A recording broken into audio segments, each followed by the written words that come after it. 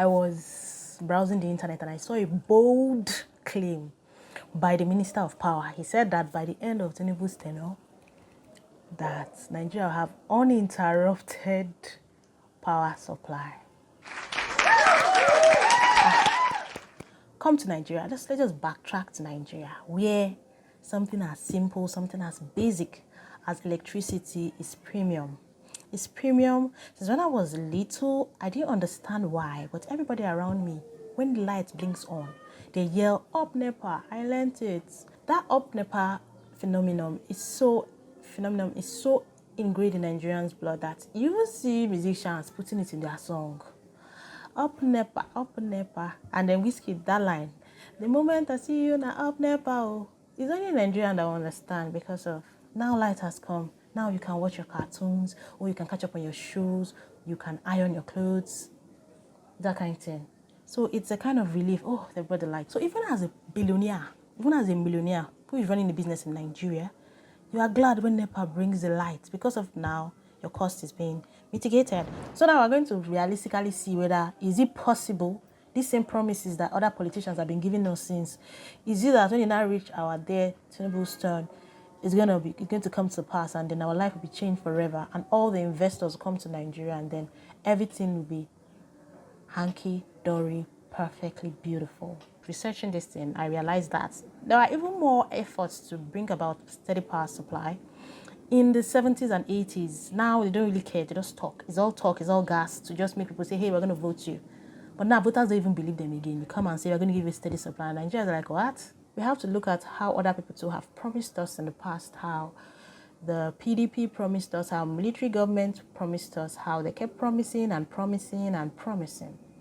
And then there is always nothing. Nigeria as a country, we supply other countries with electricity. But we can't even, it's like feeding somebody when you're hungry. So it's ridiculous. And for you to be realistic in your plannings, you stretch it out. You give yourself like 10 years. You were telling some people that in 2 years. That's a blatant lie and an insult to Nigeria's intelligence. Even previously, when the Nigeria oil boom was like at its highest, and when the corruption was not as bad as it is now, and when Nigeria had some reputation, when we were building dams left, right, and center, we still did not achieve a steady power supply. So why, all of a sudden, when the oil boom is not the oil boom, all of a sudden, because of $2 billion of investment came into the power sector in 2 years, we're going to get steady power supply? That is unrealistic. Whenever we're talking about far-flung places, like, places where there are no wires to even take the electricity there. So how can you boldly tell us such fairy tales in this era of science and technology being what it is now? There are several ways you can generate power. But since we've done our dams years ago in the 80s, nothing has changed. This is dam and this is what we're going to keep doing. Some people that were like, oh, we're going to do solar power, we're going to do, they just do their little things. Some people even use CNG to generate electricity.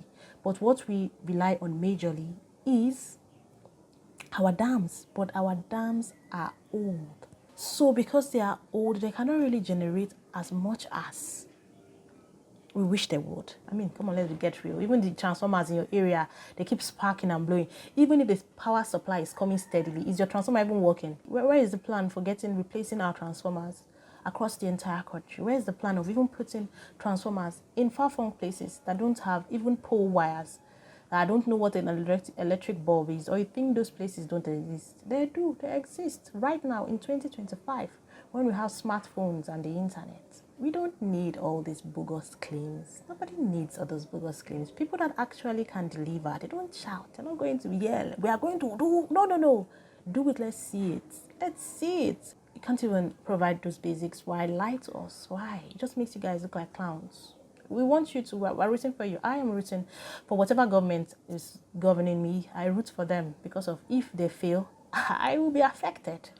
So I root for them, even though I may have not voted them in. I'm like, okay, so if people are there now, just do the right thing. But they just keep falling hands and lying, feeding us lies. Will up NEPA ever end?